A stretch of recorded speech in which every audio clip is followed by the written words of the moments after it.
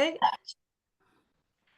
So, welcome everyone to this International Hibernation Society seminar.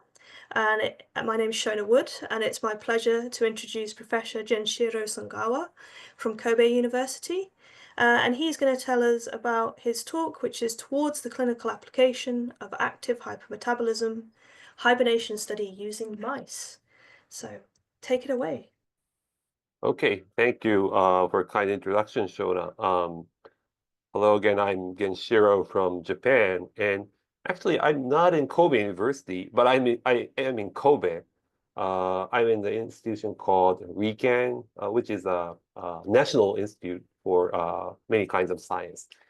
And I'm hosting a lab for hibernation biology, and especially I and my group are interested in making human hibernate. So that's what our goal is. So as you can see in my title, today's title, uh, I am using the word active hypometabolism to describe torpor or hibernation.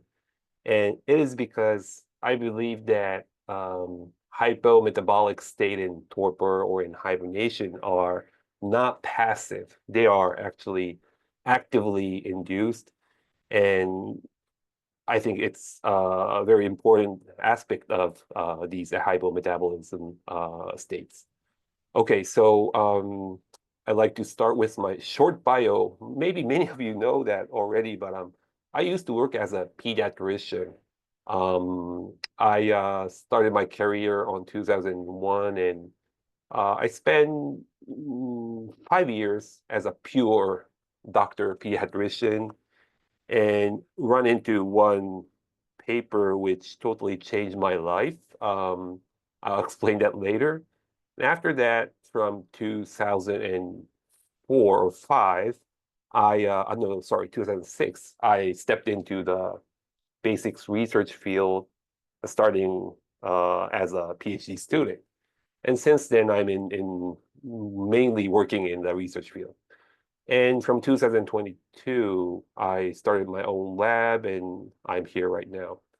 So this is, of course, the paper which changed my life. Catherine Dousman's famous Nature paper, the hibernation in a tropical climate. And I was so surprised when I first looked at this paper because I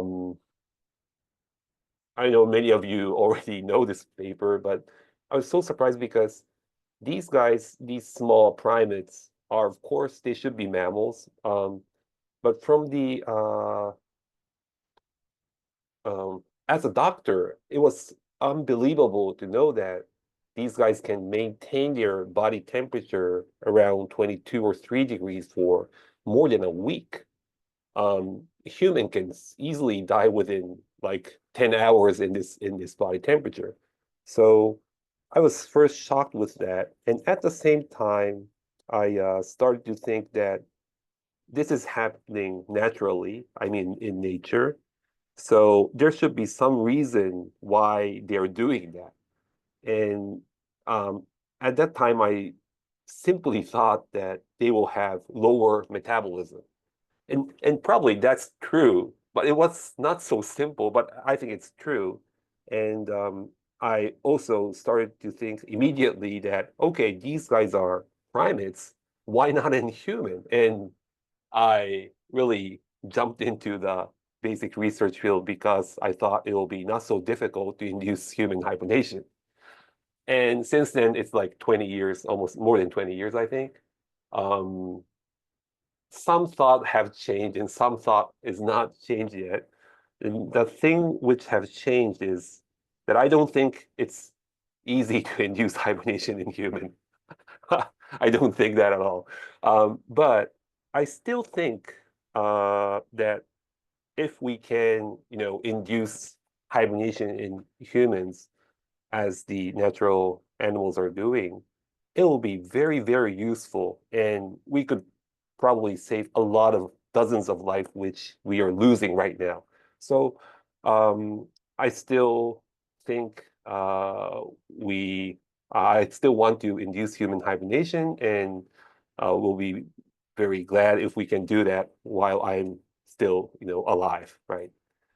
And I now have my lab and trying to make this thing true. Okay, so oh, and also this is my roadmap, which I have in my lab, and by 2040, I'll be happy if we could induce hibernation in human, even it will be very short, like hours or days. This could already revolutionize the current medicine. So this is our lab goal for this 10 or 15 years. Okay, so today I have prepared 3 sections in my talk. And I'm going to talk like 40 minutes. I already spent 5 or 6 minutes, but I'm going to talk in 3 parts. And I think that this part 1 is maybe not necessary in this group, but I'll quickly go through that. And after that, I'll talk about why I'm using mice for hibernation research. And lastly, I'll talk about how we are using them, and especially especially why we're using this to show how it's useful. I mean, the hibernation is how useful for clinical applications. Sorry, I heard something. Is it okay? Okay, I'll keep going. So, number 1, hibernation biology. Of course, mammals, when they feel hunger, they eat. And if they can't eat, they will die. But some species can enter a condition called torpor. And it's often said that torpid animals, they have low body temperature. And that's true. I think mostly that's true. But the thing is, when the animal enter torpor, the temperature is not the starting point. So when the animals are in normal condition, they use oxygen and nutrients to produce energy, and the energies they are used for many kinds of vital functions. That's how they live their life. But once they enter torpor, from observation, we know that they will use less oxygen, they will use less nutrients, which means that as an animal, as an individual, they are not producing energy anymore as they used to do when they're in normal conditions. So if they have less energy production, they should have some kind of damage or maybe dying from that. But we see no damage and they look very healthy. So that's I think that's the largest mystery of torpor or hibernation. And we call them hypometabolism adaptation or tolerance or whatever it is. That I think that's the most interesting part of torpor. And we can understand how they are tolerating or adapting to such low energy supply condition. It will be a very key knowledge to induce human hibernation. So I think we don't need any explanation for this, but a long torpor, repeated torpor is called hibernation. The seasonal ones are called hibernation, and daily torpor is the short ones. And mice is, of course, a daily torpor capable animal. And even in either types of torpor, body temperature always drops somehow. But the important thing is that whenever you see the temperature drop, before that, the metabolic rate drops. So hibernation or torpor, it's not induced by lowered temperature. It's induced by actively suppressed metabolism, and body temperature drop is a result of that. So that's one reason why I'm calling torpor an active hypometabolism. And also, the word active is related with the fact that the metabolism during torpor or hibernation, it's a regulated hypometabolism. So this is, of course, another famous figure. If you put the hibernating animal into a temperature-controlled chamber, and if you change the temperature, you can observe a different pattern of body temperature and oxygen consumption rate. And when the animals are in relatively high ambient temperature, the body temperature and the ambient temperature are usually correlated. But once the ambient temperature reaches to a certain minimal level, the animal starts to produce heat by using oxygen. And this is done during hibernation, I mean the torpid condition. So this means that the metabolism and body temperature are actively regulated. So this is another reason why I call torpor active hypometabolism. So okay, so yeah, we all know this. There are many types of mammal species which can enter torpor, and I just want to talk a little bit about why I think hibernation or active hypometabolism are useful for humans. When we are in healthy condition, usually the energy supply and energy demand are balanced. We're in healthy condition, right? And when we become sick, especially when we become sick acutely, we call this acute illness, the energy supply is damaged. So one example is pneumonia. If you have a damaged lung, um, you will have bad exchange of gas at the lung, which means that you will run out of oxygen inside your body.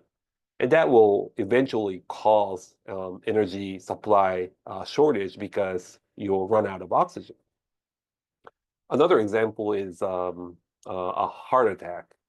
If you have a myocardial infarction, your heart, if it stops, you will die. But even if it's not stopping, you'll have less power, cardiac output, and then you'll have low blood pressure. So no matter how much oxygen or fuel you have in your blood, if you can't have that fuel and oxygen supplied to the peripheral tissues, the cells will run out of energy supply. So in either cases, um, you will run out of energy.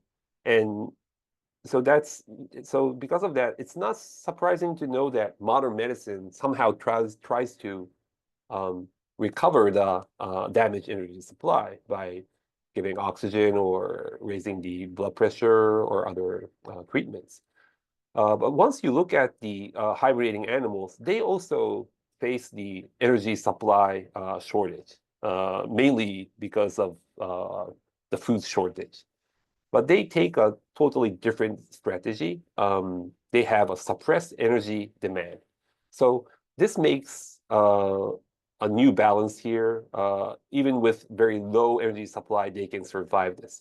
Of course, this is not for free.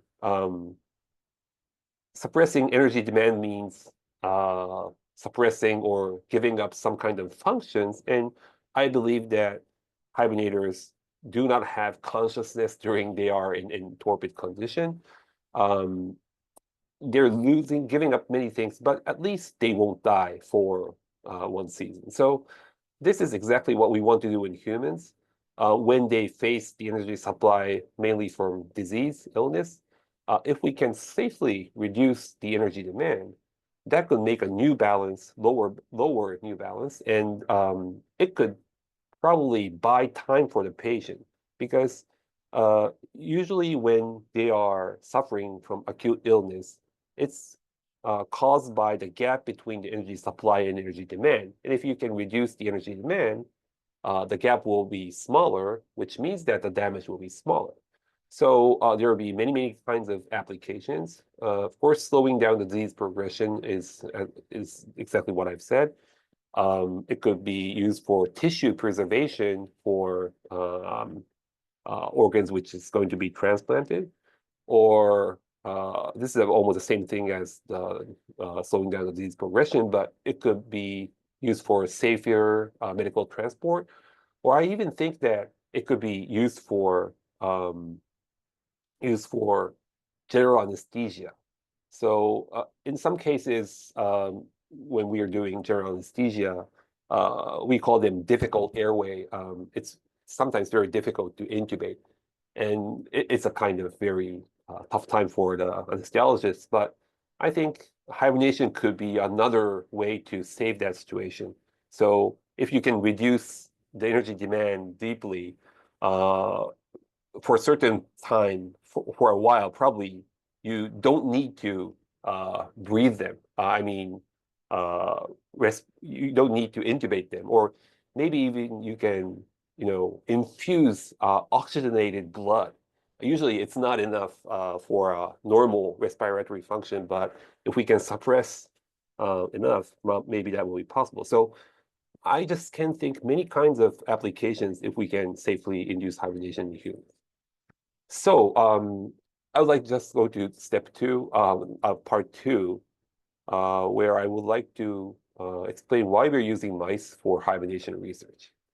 Now, when I started my research like 15 years ago, of course, I wanted to use these hibernators, but it's kind of difficult to introduce these animals to the lab, especially when you are one postdoc, right? Other people are not so much interested in hibernation. And so I couldn't introduce these animals into a lab. And there was another reason why I did not choose these hibernators at the very beginning. That is that I knew that hibernators are sometimes very difficult to induce hibernation. And indeed, I'm now having a huge trouble using hamsters. But even at that time, 15 years ago, I knew that at least you need to take some time to induce hibernation in hamsters or in other hibernators. It's not so super reproducible. I mean, you can't tell when the animals are going to enter hibernation. So um, it's not so researcher friendly. So I decided to use mice, and I knew that some mice can enter daily torpor when you remove food. So I started to use mice as my research target. And we prepared a refrigerator, a temperature controlled chamber, and put the animals inside that, and recorded the oxygen consumption rate and the core body temperature, also recorded other movies and so on, and tested many, many conditions to figure out which is the best way to induce daily torpor. And we did these kinds of experiments, simply removing food. It's really easy. And if you remove food, they will enter torpor within like 14 or 15 hours later. And if you return food, they'll just come back. This guy even came back before we returned food. So doing a lot of experiments, we noticed that in C57BL6J mice, which is the species which is used for the reference genome of mice, um, it's a kind of standard mice. You can induce daily torpor very reproducibly in many types of ambient temperatures. So this is one example. The ambient temperature is around 20 degrees. If you fast them for 24 hours, they will almost always enter torpor after 14 or 13 hours. And you can see that the black lines are body temperature, so they drop like 24 degrees, 4 degrees above the ambient temperature. Nice. Um, and we use this model to describe the heat production system of the animal. So Basically, mammals are trying to make their body temperature in a constant value, and they have a theoretical temperature set point. And if there is a gap between the real body temperature and their theoretical temperature set point, the animal will try to produce heat to fill that gap. And that will be exactly the metabolism or oxygen consumption rate mainly. And if you can estimate the gain of which is described H here, and the set point temperature, which is described TR here, you can describe the system. And what is interesting is that how this parameters will change when the animals are in torpid condition. So we did that. We tried to get that by changing the ambient temperature and recording the body temperature and oxygen consumption rate at the same time. And if you plot the minimal values of both body temperature and oxygen consumption rate, you can plot a figure like this. The red ones are from the normal state animal, and the blue ones are from the torpid animal, fasting-induced torpor. And you can draw a line like this.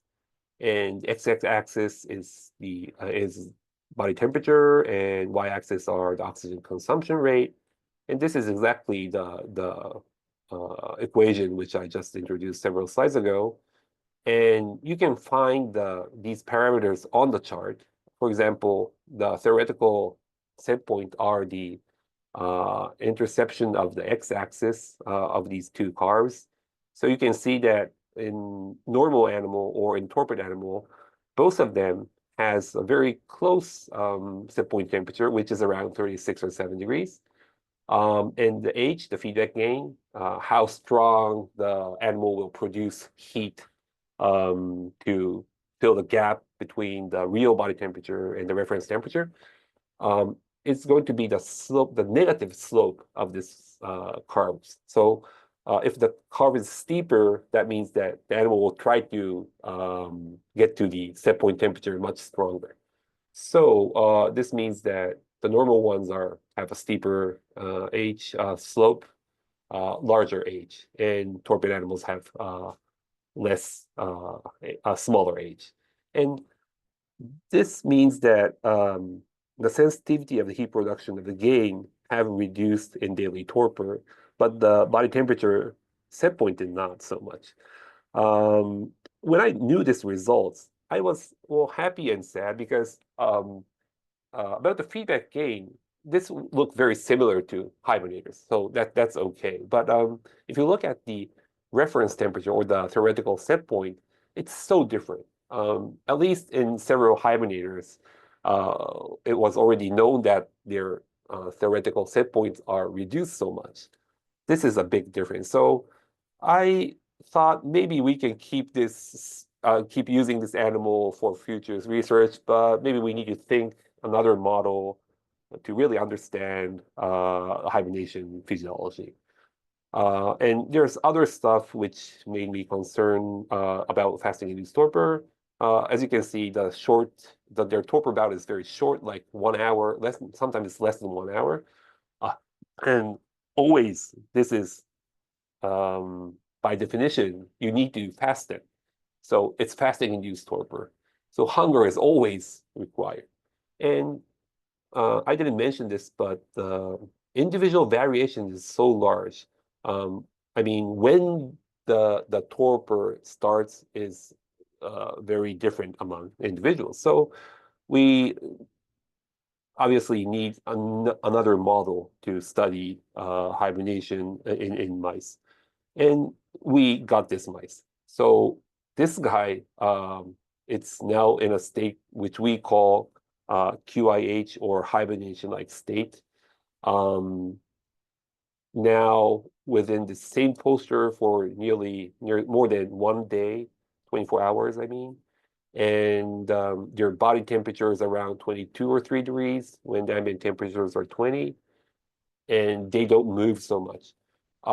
And this animal naturally gets to the normal state. So we thought this is very close to hibernation. And why we're calling this QIH is that it stands for QRFB positive neurons induced hypometabolism. And what we did was first we made a QRFB Curie mice, which means that we put a Curie enzyme construct in the QRFB original QRFB gene, peptide gene. And using this mice, we injected AAV vector, which has the Cree-dependent dread receptor expression construct. So what is a dread receptor? It is an artificial receptor which only binds to a certain drug, which is called CNO, which can make the neuron which has this receptor activated only when the drug exists. And of course, the CNO is not endogenously produced, so you can control the timing or when to excite the neurons by choosing when to inject the CNO. So using this mice, we have to, of course, inject this virus to the brain at the hypothalamus. Whenever you shoot the CNO, you will see the firing of these QRFB positive neurons at this area within 30 minutes after the injection, and that will induce such a hypothermic state. And it will usually last for 1 or 2 days and recover naturally. And not only the body temperature, but the metabolism is lowered. And maybe you can see that the VO2, the oxygen consumption rate, drops a little bit earlier than the body temperature.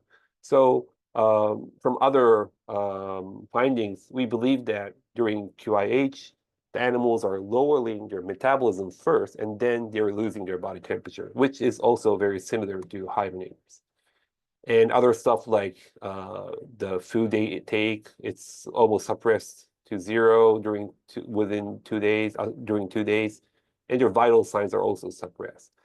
And the most favorite thing I found in these models are their posture or how they maintain their body temperature.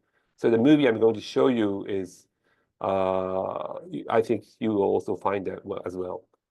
Now this guy's in normal condition. The ambient temperature is 28 degrees, and we're going to induce QIH exactly in this mice. Once you induce QIH, it will take an extended posture, which means that this mice is feeling some kind of hot feelings, right?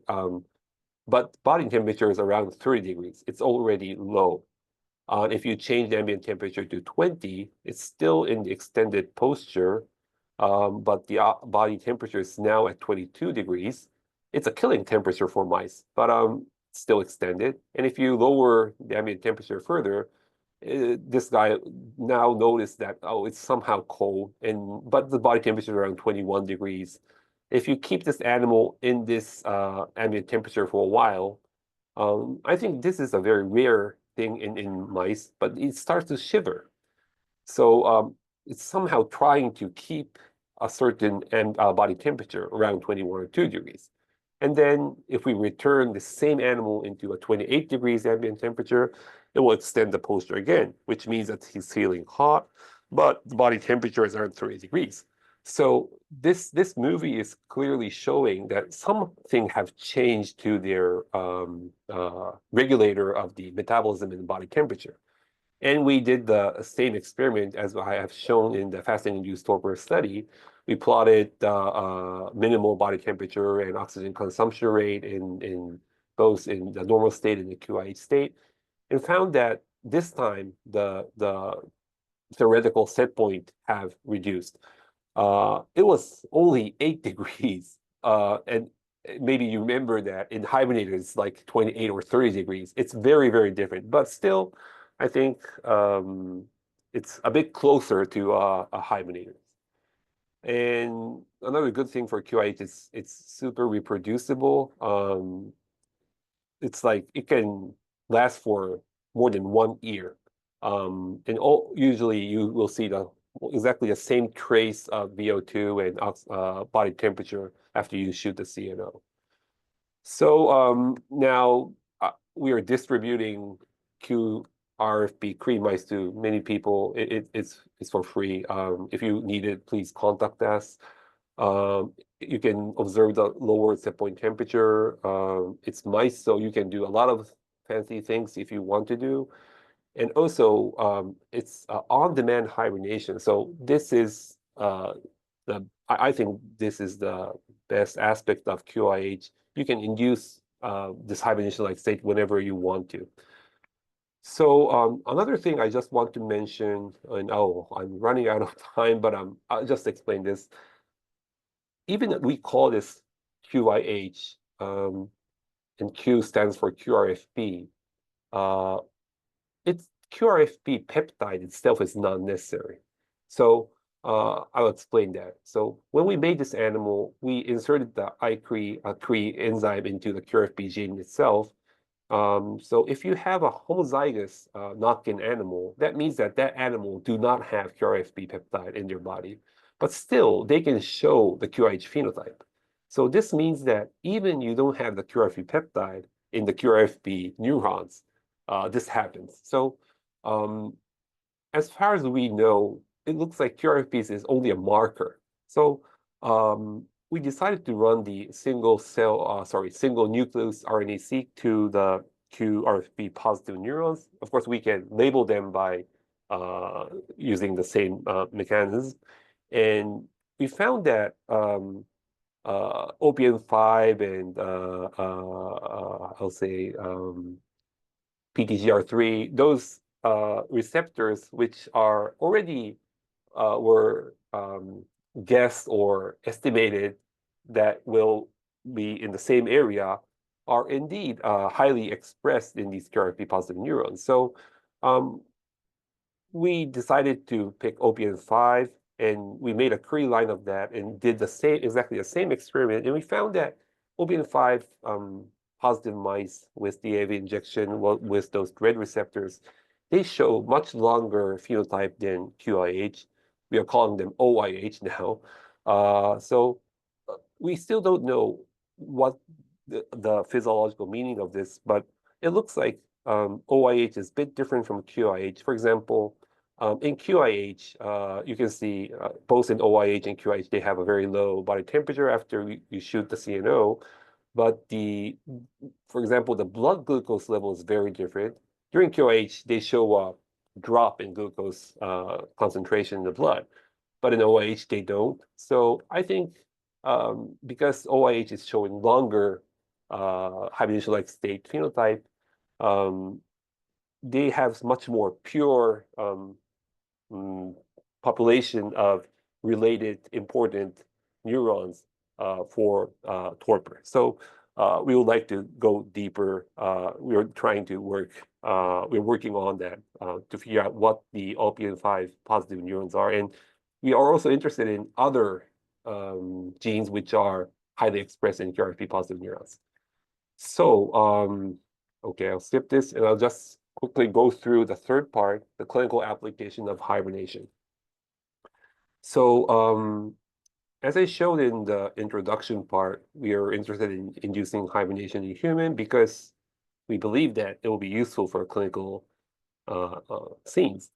But it's very difficult to say that hibernation can really slow down disease progression, especially for acute diseases, because it was not possible to induce hibernation on demand. And now it's possible somehow using QIH. We are now testing QIH to many types of acute diseases. Now introduce the sepsis story and the acute kidney injury study. So sepsis is a systemic inflammation caused by infection, usually bacterial infection. It kills a lot of people every year. And it's very easy, relatively easy to induce sepsis in mice. All you need to do is to make a hole in the cecum, and you can control the severity of the sepsis by choosing the hole size and the location of the puncture. So in this study, we used this CLP model, the cecal ligation puncture model, which will most of the animal will die within 2 days. And we did induce QIH in these model animals and see how the outcome will change. So the first experiment was done just exactly, the QIH was induced just exactly after the sepsis induction. And the result was interesting because the normal natural time course showed the blue ones are the natural ones. They will die eventually before 48 hours. But if you induce QIH at the very beginning, you can see a slight rightward shift of the survival curve. And if you look at the IL-6, it's an inflammation marker in the plasma. When you have the normal, or I'll say the non-treated animals, they will have a jump in the IL-6 within 16 hours. But if you look at the QIH-treated mice, they have relatively lower IL-6, which means that somehow the initial inflammation is suppressed. And next, we tested how much delay will be acceptable for this effect. So we did a 4-hour and 8-hour delay. It looks like 4-hour delay is still has the same kind of effect, but if it comes to 8 hours, the effect is almost gone. So something important is happening within this 8 hours. And we also tested conventional treatment combined with QIH. Yeah, because we want to use this in clinics in the future. So the conventional treatment means adding antibiotic with some volume injection, so to maintain the blood pressure. And even in that situation, adding QIH QIH treated mice with or without this conventional treatment, the conventional treatment makes it better. So that means that there are some kind of different mechanisms existing here. So I don't have further experimental results here, but now we want to also know whether this effect is simply become caused by low body temperature or low metabolism. And it's not a direct answer, but I can answer that indirectly by the next study. So we did a same kind of experiment with the acute kidney injury model.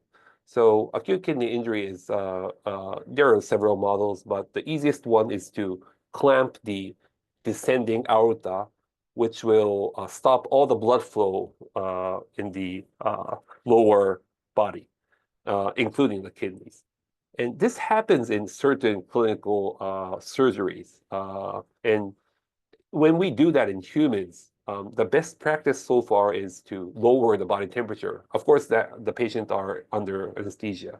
But when you lower the body temperature of the patients, their kidneys can be protected from ischemia, but other bad things happens, like they will have much more infection after the surgery, and coagulopathy will happen. The blood won't clot anymore.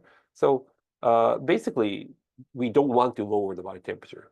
So we thought that if we can induce hibernation to the same patients, okay, if they have a lower body temperature, probably they will protect the kidneys. But what would happen if we can warm the hibernating animal during this surgery?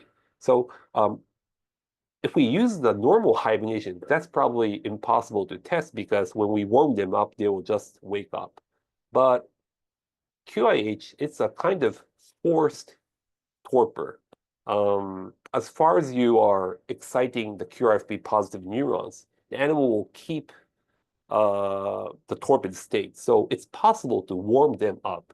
So we did that experiment, and of course, when we induce the normal QIH, I will say, I mean in the lower body temperature QIH, it looks like the kidney damage, which is shown in the y-axis, is suppressed. And this is understandable because the body temperature is low. But if you look at the warm QIH, which is very different from the clinical practice, you can see that without QIH, they will have a huge damage in the kidney. But once you induce QIH, even when the animals are having high body temperature around 35 or 6 degrees, they will have less damage in the kidneys, which is showing that at least when you induce QIH, it looks like the kidneys are having less energy demand or maybe oxygen demand, uh, which is protecting the damage of the kidneys. So I think maybe in the future when we are inducing human hibernation, warm hibernation could be one possibility. Of course, if we warm the animal or the human up, their metabolism will increase slightly, but it will be, if it's still lower than the normal basal metabolism, it will be very useful. So my last several slides are going to show, sorry, what time is it right now? Okay, I'll finish in 4 minutes. Then we would wanted to ask, what is happening during that warm hibernation? So I know there are many studies taking the omics analysis with hibernating animal and non-hibernating animal. But whenever you take those comparisons, you always include the difference or the changes caused by the lowered body temperature. So to remove that effect, we did this experiment. So we induced QIH and sampled the organs, but we prepared the samples in 2 different ambient temperatures. One is the 20 degrees, which is a normal, a comfortable condition for mice. And we also did the same experiment, the ambient temperature was 32 degrees, which is relatively warm, and it's possible to induce QIH here. And if you induce QIH in the ambient temperature over 32 degrees, the animals will usually show the body temperature around 35 to 6, between 35 and 6, which is a warm hibernation. And we compared the bulk transcriptome of these organs. And this is a quick result. Yeah, they are separately nicely. And we picked 29 genes which are highly expressed in all of those 3 organs, in both in ambient temperatures of 20 and 32 degrees. So these genes are always overexpressed when they're in QIH, no matter whether in all those 3 organs or no matter what ambient temperature they are in. So we thought that these genes might be a kind of, they might include the important genes which are inducing the protective effect of these hypometabolism. So we decided to do the knockout study of these genes, all of them. This is possible because these are all in mice. So this is what we did. So we list up these genes. Out of 29 genes, some of them were lethal genes, so we removed them. So we did actually 24 knockout studies. We did a injection of the guide RNAs of these each genes into the embryo of the QRFP Cree mice. And after producing the animal, we did the AAV injection. Sorry, we did first the fasting-induced torpor study. This was kind of optional study though. And after that, we injected the AAV into their head, to their brain, and checked the QIH phenotype, all of them. And what I expected was, if we can find the gene which will totally destroy the QIH phenotype, or which will show dying phenotype when we induce QIH, that gene might be important. But the result was somehow unexpected thing. We could not find any genes which will shorten the QIH phenotype. Instead, we found several genes which shows a longer QIH phenotype than the standard ones. And we are still struggling how to understand that. But now we are trying the second round to check the reproducibility. we only use one set of guide RNAs to knock out these animals. So we want to be sure whether these phenotypes are really because of the expected target, not the off-target effect. But from the gut feeling, I think that the result won't change so much. So I really want to know why this is happening. And also, we're trying to do the opposite experiment. So I said that these 29 genes are upregulated, shared in all those organs and conditions. There are also, it was less than 20, but yeah, 20 or so genes which are downregulated in every organs in every condition. So I would like to overexpress them and see how the QIH phenotype will change. Well, that's a future study, so it's not, we don't have the result yet. So here's my summary. I talked about some basic hibernation biology stuff, and I also introduced my QIH model and introduced several studies which are doing using the QIH mice. Thank you, and I'm glad to take any questions. Yep. Thank you very much, Genshiro. This is really interesting and incredible amount of work that you have there. I especially like your overwhelming strategic plan to get to human hibernation. So we open the floor for questions now. You can either write them in the chat or raise your hand, and then I'll call you out. So please go ahead. And has anyone got a question? I'm just checking because I can't see very well with this. Okay. I have a Maybe question. yeah, yes, go ahead. Do you think whether exists a hibernation trigger substance in the non-hibernation animal, such as normal mice? If it exists, do you think which organ the mostly may secrete this factor or this trigger? That's my question. Thank you. Okay, let me be sure whether I got your question correctly. So you're asking whether there is a, first of all, whether there's a trigger, and if there exists, if they exist, you asked me that which organ is producing that. Is that your question? Yes. Okay, well, for the first part, I'm not sure whether there is a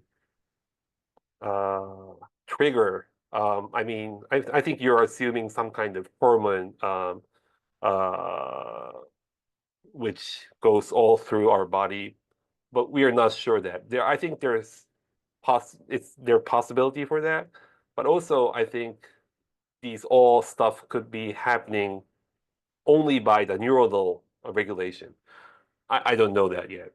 And because I don't know that answer, I can't tell which organ will be very important. But there are some scientists saying that the liver and the brain connection are important for inducing hibernation. But to conclude that, at least I think we need to find some substance which is important for inducing torpor.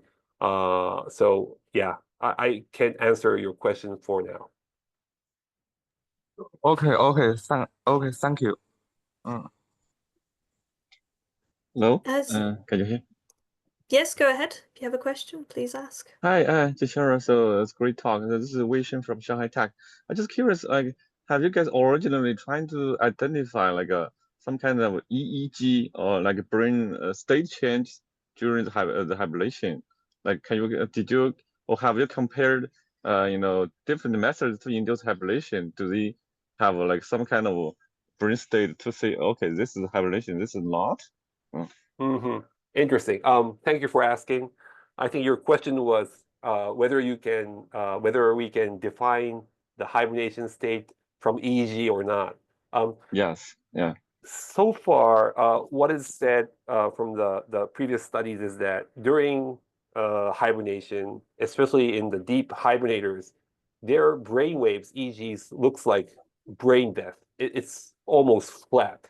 So it's very difficult to tell whether the animals are in hibernation or they're dying. But in our animals, not in our lab, but in the collaborator lab, Dr. Takeshi Sakurai's lab, they're taking EEGs, and I think it's not published yet, so I don't know the details, but it looks like there are some resemblance between the non-REM sleep. So I know that some people, there are a debate that whether hibernation is distinct from sleep, or maybe it's an extension, deeper sleep is hibernation. Maybe QIH may answer that question, but let's wait for Dr. Sakurai's work. Yeah. Yeah. Okay. Yeah. Okay. Thank you. Mm-hmm. And do we have any others? Sorry, Andrew, did you have your hand up? Would you like to ask your question? Yeah, thank you. Yeah. I'm a very new researcher in the hibernation field. I'm at University of California, Santa Barbara, and we use stem cell models of 13-line ground squirrels to do work with hibernation. I was really liked your introduction. It was really illuminating on some of this. And one of the questions I had was, you talk about how it's an active state and how temperature alone isn't enough to induce hibernation. Maybe like in a system where you don't have control of nutrients as much, maybe like an organoid system where you have a brain organoid. Do you think there's hope for being able to bring it down to a temperature and observe hibernation-like phenotypes? Or do you think that you need something more to really drive this state? Okay, well, thank you for asking. And of course, my talk is all about an organismal level thing. So I'm talking about a whole animal. But when you look at into the cellular level, or maybe a tissue or organ level, temperature could be a trigger for the hibernating state. So I can't conclude that, but for example, some organs could be put into a hibernating state by some direct signal from the brain or from the hormone or whatever it is. But for many other cells, maybe the dropping temperature itself could be the signal. So maybe I assume that you're using organoids, brain organoids from the ground squirrels, right? Probably. Yeah, exactly. I think testing lowering the temperature could be a good start. And also, I think I didn't mention this today, but of course, during hibernation or torpid state, tolerance, resistance against hypometabolism is important, but also resistance to hypothermia is another necessary aspect of hibernators. So in that sense, the brain organoids or other cellular in vitro systems are very useful to study. And we also use mouse ES cells in making not organoids, but organs and tissues to test that aspect. So I think it's very useful. I really are interested in using those hibernators stem cells. Yeah. Well, thank you for your answer. That's great. And I think we'll just Roloff, if you go ahead and ask your question, but I promised Genshiro that we would finish a little early, Yeah. so we'll make you the last question. What an honor. Thank you for a great talk, Genshiro. That was one wonderful overview. I was just wondering, and always puzzled by it. I mean, we're looking at the ground squirrel picture here right now, fantastic Buck and Barnes paper, but you see that the body temperature drops much lower in what we call deep hibernators.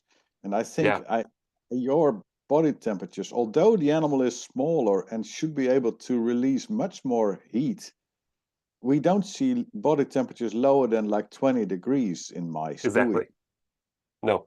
So if the QIH neurons are able to, well, I don't think you've said it explicitly, but are sort of able to reduce that set point to what we call a daily torpor kind of temperature, or 20 degrees, maybe 21 degrees. What neurons are required to bring it all the way down to 5 or 0 degrees? Is there another population of neurons that can bring it down for another 20 degrees or something? Or is this another task of Q neurons, or how do you see this? What sets that limit? Well, quick answer, I don't know. But when we published this paper, we were seriously thinking this might be the trigger for the hibernating, the whole hibernation thing in other hibernators. Maybe Q neurons might be the trigger. But as you said, in mice, it's almost impossible. I never seen a mice which entered lower than 20 degrees only by stimulating Q neurons. So probably these guys might be maybe different from true hibernators. And to answer that question, we are now trying to induce QIH in golden hamsters. And from the preliminary results, I don't see so far I don't see very low body temperature drop by stimulating the Q neurons of hamsters. So maybe you are right. There might be other neural circuit which is responsible for lowering the set point temperature, or maybe it's based on the cellular character. Like, as you know, hamster cells or squirrel cells can tolerate low temperature, even they're not in hibernating states. So I don't know. At least Q neurons is not enough to induce hibernation. I need to admit that. Well, okay, so more research to be done. That's good news. Oh, I can hear you. So more research needs to be done. So that's good news. Yeah, we're not all out of a Oh, job. maybe I Good news. sorry, I just lost your voice. Maybe Okay. my phones. Sorry, yeah. Okay, But I so can see you're laughing, and yeah, it looks like a good atmosphere. Well, sorry, I need to go. And if you have any further questions, you can directly contact me. Okay? And all of you, thank you for your time. And yeah, see you soon. Bye-bye. Okay, thank you very much, Thank Genshiro. You can't hear me, but thank you. And thank you everyone for joining us for this International Hibernation Society seminar. And hopefully we'll see you again, probably in September will be the next one. So I'll be emailing you all with the details. Thank you very much. Bye.